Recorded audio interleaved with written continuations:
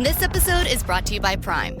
Obsession is in session, and this summer, Prime Originals have everything you want. Steamy romances, irresistible love stories, and the book-to-screen favorites you've already read twice.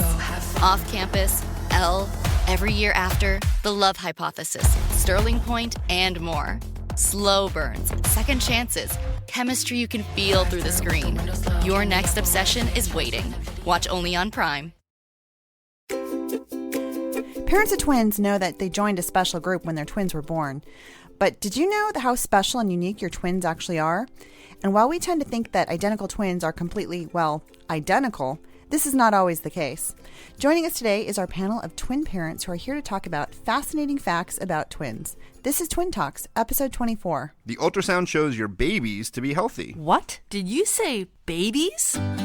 You're huge. Are you having twins? Are they natural? Which one do you like better? Twins, huh? My neighbor's cousin's brother's uncle's a twin. So can they read each other's minds? How do you tell them apart? Twins? You got a 2-for-1. Do twins run in your family? Double trouble. You're not having any more, are you? At least you're not Octomom. If you're pregnant with twins or you're an experienced twin parent, odds are you've heard it all before. Now it's time to hear from the experts. This is Twin Talks, Parenting Times 2.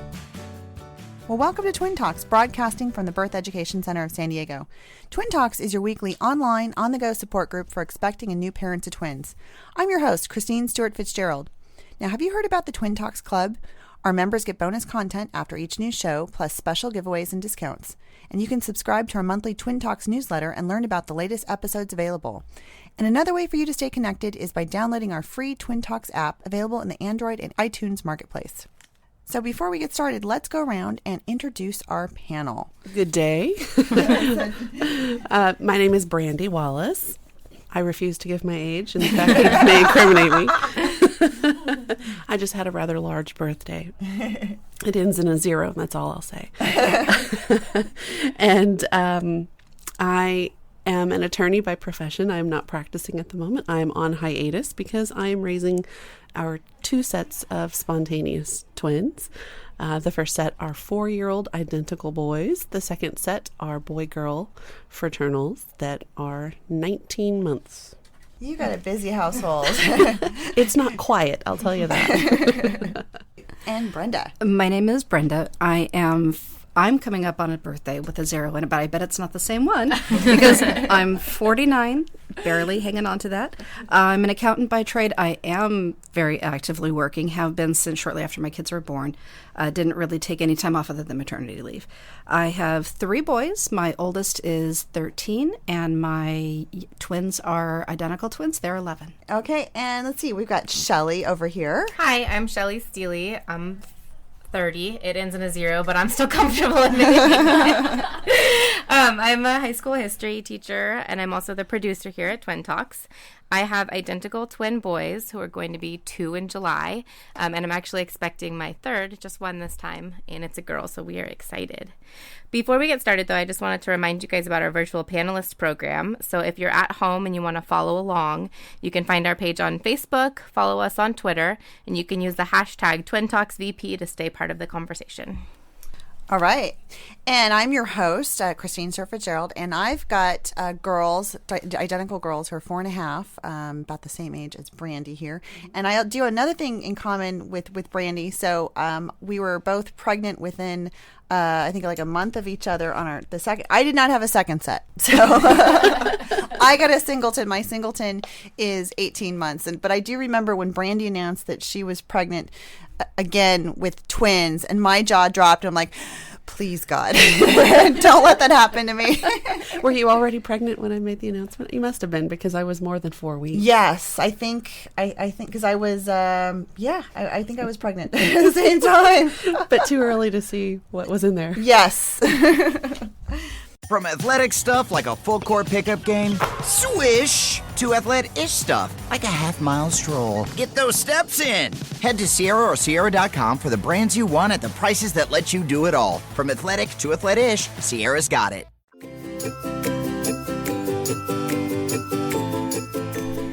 So here at Twin Talks, we like to keep up with twins in the news.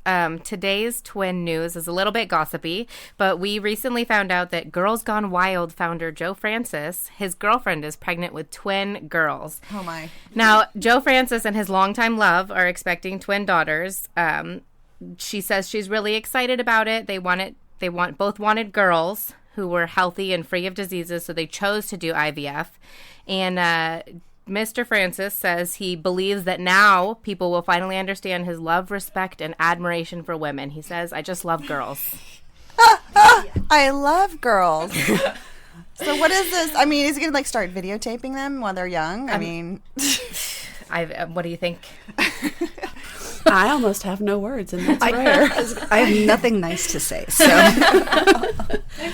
I don't know. I mean, it's kind of like what Hugh Hefner, and he has a daughter and brings her in the business. I mean, what is he going to just bring her in like, oh yeah, this is normal, and here, Girls Gone Wild, and I think it's interesting though. I mean, with the way technology is now, that somebody who's young and healthy can choose. I mean, gender selection and opt for fertility treatments, just to be on the safe side, I guess. Is that something, I mean, do you guys think we'll be seeing more of this? Well, I think I have to say, I think gender selection in of itself, there's a lot of sort of ethical dilemmas in that. I mean, maybe not so much here in the United States, but then when you look at more developing countries. So I think that when we do use that here, we're setting a precedent, internationally. So, I mean, that bothers me at some level. I mean, it's great that they're saying, hey, we want to have girls, but in other parts of the country, it's the other way around. Did they actually do gender selection, yes. or were they just hoping for girls? It specifically says we chose to have girls, according and to he's Joe got Francis. the finances to do that. Yeah. Oh, yeah. And his partner says we both wanted girls. So yeah, they chose them.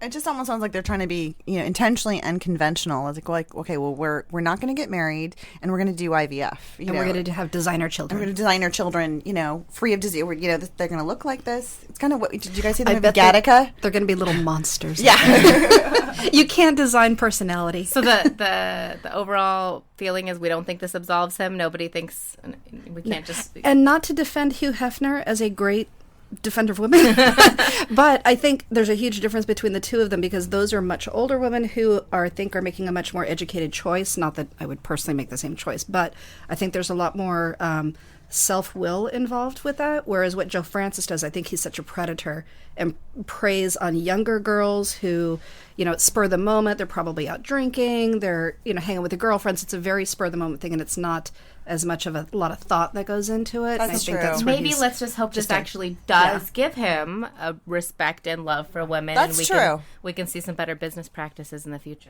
So maybe in the next few years we'll see a change of heart. Girls Gone only a little bit. or maybe the next thing will be Girls Gone Wild, and we'll see videos of the house like completely torn up, or Toddlers with diapers on their heads. Yes. That'll change the meaning. Now they'll do the Girls Gone Wild, but the twins version of it. The Like when twins they're version. adults. Yeah. I could subscribe to that. Hide your children. we do subscribe to that. If you've ever blasted synth beats from your boombox or burned CDs for your besties, this one's for you. As people get older, much like their music tastes, their health needs change. AG1 is the simple daily health drink designed to deliver over 75 essential daily nutrients and pre- and probiotics to support energy, digestion, and mood, so you can make the most out of every decade and dance break. Learn more at drinkag1.com.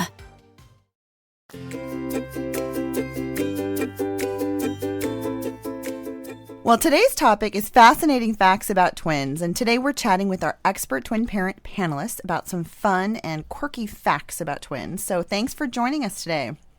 So I think we all know that there are more twins born today than ever before.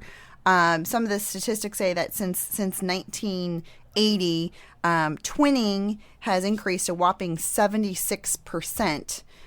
So in fact, like in 2009, one of every 30 babies was a twin, compared to 1980, where it was just one in every 53. And so some of the factors are age. Women are waiting a little bit longer until their 30s. And then and of course fertility treatments. So, of course that's a really, big one. But I thought there was interesting. There are some other factors that I hadn't heard about. One of them was that tall women are more likely to have twins. I mean, have you guys heard about that? I actually did. When I found out I was pregnant with the first set of twins, we went online and did some research, as everybody probably turns to the internet.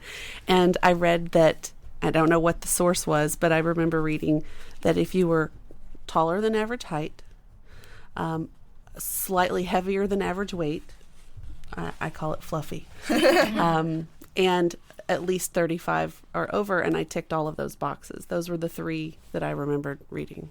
Oh, interesting. Huh. And I'm 5'9". So. And you're 5'9". So yeah, you're a little above average. I think what is a woman like 5'4", something like that. Yeah. So definitely, and yeah, it's apparently according to this study, through the Long Island Jewish Medical Center, they said that there's a protein that's released from the liver in response to a growth hormone that stimulates growth in the shaft of larger bones. And so having higher levels of IGF results in increased sensitivity of the ovaries, thus increasing a woman's chance of ovulating.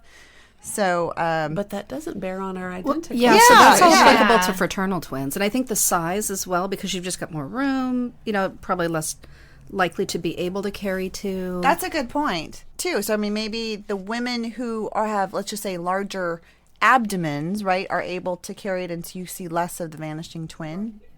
Now I'm just confused because I'm only 5 feet tall, so it doesn't really seem fair over here. I mean, I don't have any room. I'm only 5 feet tall, the same thing. Yeah. But I think, again, this is all applicable to fraternal twins with multiple ovulation, and there are a lot of things that drive that. Heredity is a big driver of that as well. So I had heard that the same thing, tall women, but I figured I was safe there. I was a little bit overweight, but fluffy, but not too much. But I had also heard that if you go right off birth control, pregnant right after birth control, it can increase your odds. And also, I heard over 30. And so here I was thinking I'll go off birth control months in advance, and I'm only 28 and I'm not very tall. I should be fine, right? Apparently that's not the case. So short women beware as well. So you never know. No, there's another contributing factor, and I've never heard of this either. It says women who eat a lot of dairy are more prone to conceiving twins. That kind of blew me away. I mean, I've heard about sweet potatoes. There was something about the women yams in in Africa. Yeah, exactly. I'm like, okay, well, I like yams, but dairy. So, according to this one, there is also, it's kind of the similar thing where they compared twin rates from vegan mothers and non-vegan mothers. And so the ones who consumed dairy were 5 times more likely to have twins. And so this is because cows, like humans, they also produce this IGF in response to growth hormone and release it in their blood. So maybe dairy or vegan. I don't know. Is anyone vegan here? Nope. No. So dairy is an important part of my life. Clearly, Brandy, clearly. Ice cream. I mean, come on. Cheese for me. Cheese. Yeah. Now here's another little factoid that's interesting. I mean, speaking of sort of the mothers. So according to these studies, so mothers of twins actually may live longer. I think this is kind of contrary to like what we would think. I mean, my gosh. How we feel in this moment. Yeah. I mean, I've gotten a lot more gray hairs since having twins. And if you can survive having twins, you can survive anything. We're just sturdier folk, really, as a result of this life experience. You really do. And what's the saying? If it doesn't kill you, it make you stronger. Exactly. Kind of on the genetic side again, we always think identical twins are identical. We've been told that it's an egg splitting. They have the exact same DNA. But now there's some studies that are saying that identicals really actually aren't identical. Now, for example, we do know that identicals have different belly buttons and fingerprints. So when they said like a belly button is essentially, they're clipping the umbilical cord, and so it's like it's a scar, unique scar. So that's kind of more man-made. But fingerprints. So how does that form? I looked this up because I have identical twins, and I thought it was fascinating. So they have the same original fingerprint, the one that they would have been born with. But what happens is the fluid moving around inside the amniotic sac can kind of move and affect the whorls on your fingerprints. And so because each baby is in a unique place in your amniotic sac, as the fluid moves and pushes, they end up with slightly different fingerprints. So very interesting scientifically, and also good for all of you to tell your children that no, you cannot commit a crime and blame it on your brother. The DNA samples would come back strikingly similar, though. Yes. But their fingerprints are different, and dental records are actually different too. My boys got their teeth in a totally different order at a totally different time. So I might have mentioned this last time, but my kids lose teeth on the same day. I've heard that, yeah. I mean, they're that close. But I bet mine have more different fingerprints because I had twin transfusion.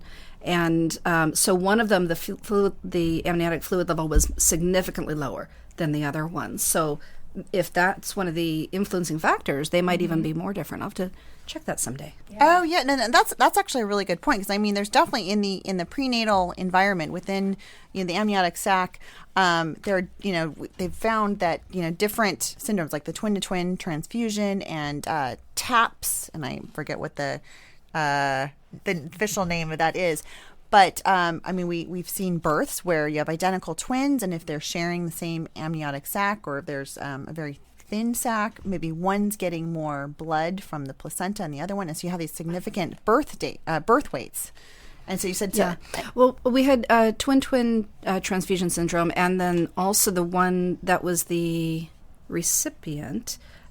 who was the smaller one, he also had a velamentous cord insertion, which we didn't discover until after delivery, and thank goodness I had a C-section, but that was another reason that he was always a little bit smaller, because he just wasn't getting as much. And he's, to this day, considerably thinner, has always been thinner than his brother, although he hit his growth spurt first, so he's an inch and a half taller now. But wow, that's pretty significant. If you look at their pictures all the way through, though, his face is smaller, his features are slightly smaller. The other one's just got more, just larger everything. So it definitely had a contributing factor, which leads, goes to all of the intrauterine influences they develop differently. They just cook different. Yeah, and the womb is an environment, and so the study is showing environmental factors can affect twins. So obviously, if one is more active, and eats healthier over time, you'll have a thinner twin in general.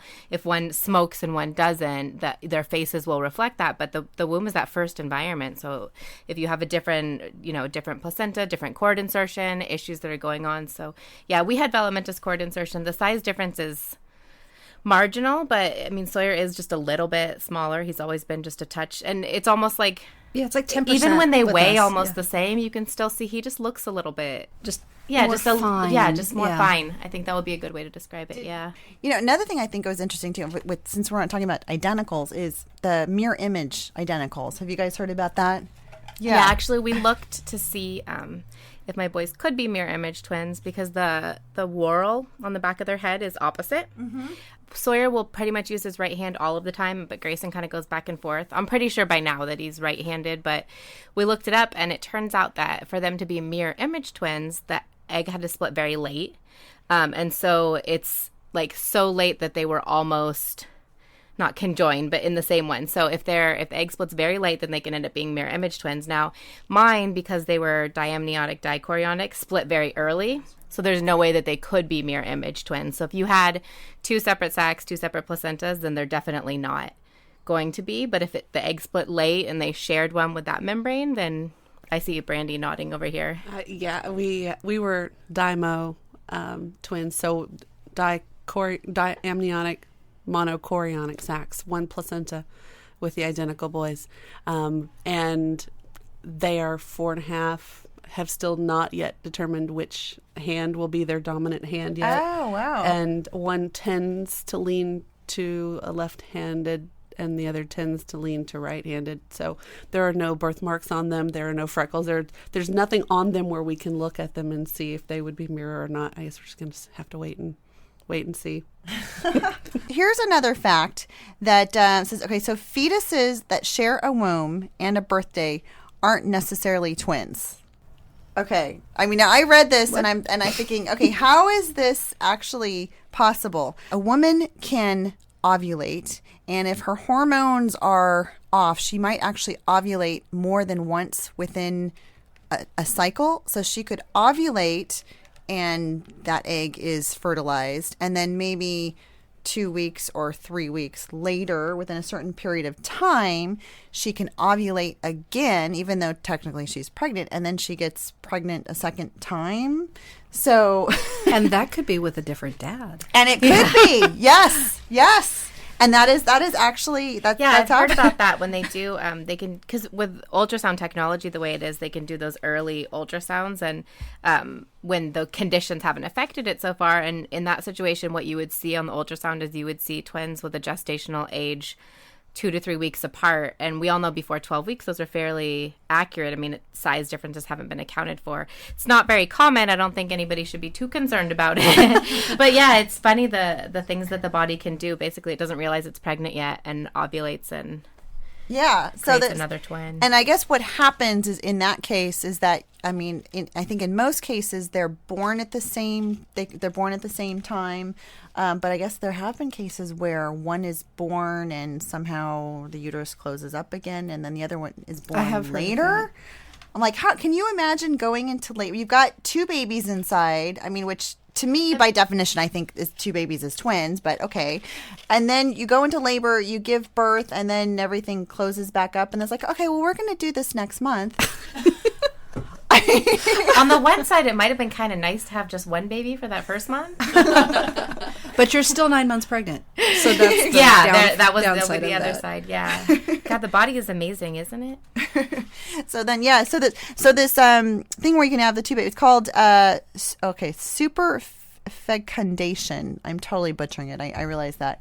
And then what Shelley had mentioned, that you can have twins with different fathers, and that's called heteropaternal superfecundation. And there are known cases, and the only reason that they found out is because when the twins came out, one was black and one was white, and they said, well, wait a minute, how is this possible? And this was recently, I think earlier this year, there's been a couple cases. Yes. And so I think in that case, so a woman, I think she had ovulated at the same time, and so there were multiple eggs, and then multiple partners. But remember, sperm can live for up to 5 days. So, I mean, it's not as unlikely as one, it's not like it had to be the same minute. I mean, you've got almost a week there. Right.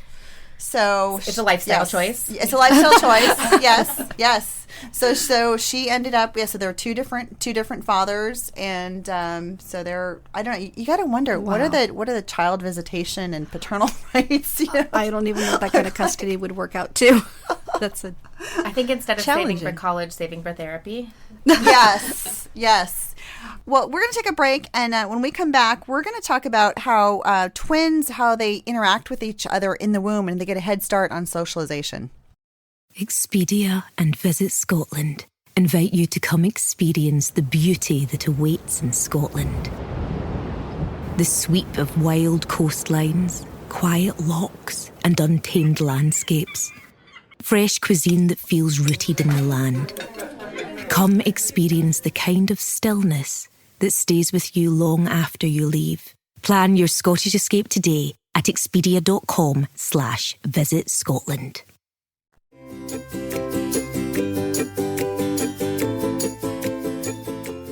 Well, welcome back. Today we're talking with our expert panelists about some truly unusual facts about twins. We've been talking about some genetic variations that we don't expect. But what about sort of the social interaction? I mean, when you've got 2 babies in the womb, they're actually interacting with each other, and what effect does that have on them later on? And it's interesting. There was a study in Italy, and the researchers they looked at some 3D ultrasound videos, and they found that when the babies were just 14 weeks old, they noticed that the pairs, they were reaching out for each other, and they were touching their head to head and arm to head, and then at 18 weeks they were stroking each other more often, and they're in physical contact about like 30% of the time. And I mean, that seems really amazing to me that they have this awareness and what we might think, fondness for each other. Or I don't know, or are they just saying, are they, hey, move out of the way? Well, I actually have a story about the inside the womb interaction. Around the 20-week mark, we had the growth check ultrasound. It's an hour per baby where they measure every portion of their bodies. And at the end of the ultrasound, I asked, and this is with my first set of twins, the identical boys, I asked the sonographer if she would please just hold the device still on my belly so that we could just sort of watch them, because as they're moving the device around, you'd think the baby is moving, but really it's the fluid moving and they're coming in and out of focus. And so I said, I just want to look. I just want to just hold it still for a moment. And I'm so glad I did, because we actually got to see them. They were facing each other, and in exact unison at the exact same time, they began punching each other. Oh my gosh! And it looked like a game of Rock'em Sock'em Robots from the 80s, the little game. And because as one's right hand went forward, the twins' brothers' left hand went backwards. So they weren't actually punching each other, but it was like this little choreographed dance they were doing. And if there weren't other people in the room, I would have swore that I made it up and it didn't actually happen, but it really did happen. But I have to say, I think that that closeness does create this sort of just mental, consciousness, I guess, of twins. Because I mean of being together, and I see my girls interacting, and you hear about, it's like, oh, do they understand each other? Do they read each other's mind? Actually, I had a lady ask me, do they read each other's mind? I'm like, well, why don't you ask them? But I think they do have this sort of anticipatory, attitude where they can sense what the other one wants. And maybe it is that from that close proximity. And I think that kind of touches on, the twins having their own secret language, or twins being kind of language delayed. They're so in tune with each other. They kind of are able to know and anticipate, and there's not really a huge motivation for them to talk to other people when they already know what the other person wants, if you will. I wouldn't call it mind reading, but I think, just like you and your best friend can finish each other's sentences, imagine that just magnified, their awareness of each other is so high. Yeah, almost an intuition. Yeah. Mm-hmm. Oh, exactly. And now, speaking of language, we have heard about twin language, and according to studies, that 40% of twins invent their own language. Mine certainly have. They talk to each other, but I'm not really sure what they're saying. Yeah, and apparently that it's very common where they're mirroring each other, and they're anticipating, they're just using sort of this, their own symbols or their own expressions, and they understand that. And I'm like, 40%? That seems a little high. But. Yeah, it says that they said the researchers suspect that twin babies use each other as models in developing language when an adult model language is frequently absent, and it consists of inverted words, and onomatopoeic. Okay, onomatopoeic. Yeah. Thank you. I got the teachers in the room. They got expressions. And so they're formed when two very close babies are learning how to speak a real language alongside each other, and they play. So, but it says that the languages often disappear soon after childhood once they learn a real language. So I was curious now, how about you guys? Did yours? Mine were speech delayed, so I think they just never had the opportunity to develop their own language because it took them so long to develop any language that it just went into regular speaking. Mm-hmm. I haven't seen it with either set of ours. No, so maybe that's a good thing. I promise I'm talking to them plenty. No, it sounds like words, but I have no idea what it is that they're asking for, but they seem to understand each other. Another thing is that they both think they have the same name. So they're both named Sawyer, and they will call each other Sawyer, and it sounds different, kind of, like they're very certain when they're talking about themselves and versus their brother, but it's very confusing, let me tell you. Sawyer, so you Sawyer, and they both raise their hand. Yeah. Like, no, you do have a separate name. Like Grayson will sit there and say, Mama's milk, Dada's juice, Sawyer's milk, Sawyer's milk. Like, to himself and his brother, like, as though it was just totally normal, as though we named them the same thing. Thanks so much to everyone for joining us today. And for more information about fantastic facts about twins, or for more information about any of our speakers and panelists, you can visit our episode page on our website. Now, this conversation continues for members of our Twin Talks Club. And so after the show, our panelists are going to talk about how twins can be born in separate years. So for more information about the Twin Talks Club, visit our website, twintalks.com. Ready to soundtrack your summer? With Red Bull Summer All Day Play, you choose a playlist that fits your summer vibe the best. Are you a festival fanatic, a deep-end DJ, a road dog, or a trail mixer? Just add a song to your chosen playlist and put your summer on track. Red Bull Summer All Day Play.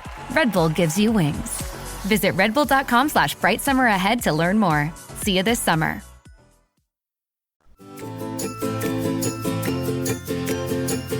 Hey everyone, this is Sunny. I am one of the producers here on Twin Talks, and we have a funny twin oops to share with you guys. This is a segment that we'd like to do where our listeners send in funny comments, parenting situations they've been in with their twins, and funny things that have happened. And so this one comes from Lindsay, and Lindsay says, we have 3 boys, age 4 and under. When our twin boys were about 2 years old and our older son was 3.5, we were bathing them all together, just as we've been doing for the past year. One night I turned around to pick up a bath toy, and when I turned back around, I found that one of my sons had noticed his brother's private parts. So in an effort to exert a strong statement about privacy in our own bodies, I uttered a statement I never thought I'd say. Keep your hands to your own penis. My husband and mom, both within earshot, erupted in laughter and have never let me live this one down. Oh, Lindsay, the things we say when we're a parent, right? Well, thank you so much for sending this in. If you guys have a comment about your twins, a funny parenting story you want to share, a twin oops as we like to call it, you can call our voicemail, which is 619-866-4775. You can also send us an email or even just post a comment on our Facebook page. So that wraps up our show for today. We appreciate you listening to Twin Talks. Don't forget to check out our sister show, Preggy Pals, for expecting parents, and our show, The Boob Group, for moms who breastfeed their babies, and Parent Savers, your parenting resource on the go. Next week, we're going to be talking about Inside the NICU, bonding with your babies. This is Twin Talks, Parenting Times 2. This has been a New Mommy Media production. The information and material contained in this episode are presented for educational purposes only. Statements and opinions expressed in this episode are not necessarily those of New Mommy Media and should not be considered facts. While such information and materials are believed to be accurate, it is not intended to replace or substitute for professional medical advice or care, and should not be used for diagnosing or treating healthcare problem or disease or prescribing any medication. If you have questions or concerns regarding your physical or mental health or the health of your baby, please seek assistance from a qualified healthcare provider. New Mommy Media is expanding our lineup of shows for new and expecting parents. If you have an idea for a new series, or if you're a business or organization interested in joining our network of shows through a co-branded podcast, visit newmommymedia.com. Ooh, that face. Quantum fiber internet loves that face. That's Jamila. Yay to Jamila. She's thinking outside the box from inside the box. Quantum fiber Wi-Fi keeps her meeting game strong. From the back door to the front lawn. Rushing all of her video calls. Back to back to back video calls. Quantum fiber internet blowing the soxies of all those people in all those boxes. Yay to you. Switch today at quantumfiber.com. Additional pods may be needed to achieve Wi-Fi coverage in some locations. Limited availability. Service in select locations only. Hey mamas, don't forget to check out Mighty Moms. It's our online community built for new moms just like you. Not only can you connect with other moms, but you can also join us backstage for special mom-only online events. And you'll also be notified when we're recording, so you can join us as a special guest. Visit our website, newmommymedia.com, and click on the Mighty Moms banner. It's free. That's newmommymedia.com. See you there. Hey mamas, don't forget to check out Mighty Moms. It's our online community built for new moms just like you. Not only can you connect with other moms, but you can also join us backstage for special mom-only online events. And you'll also be notified when we're recording, so you can join us as a special guest. Visit our website, newmommymedia.com, and click on the Mighty Moms banner. It's free. That's newmommymedia.com. See you there.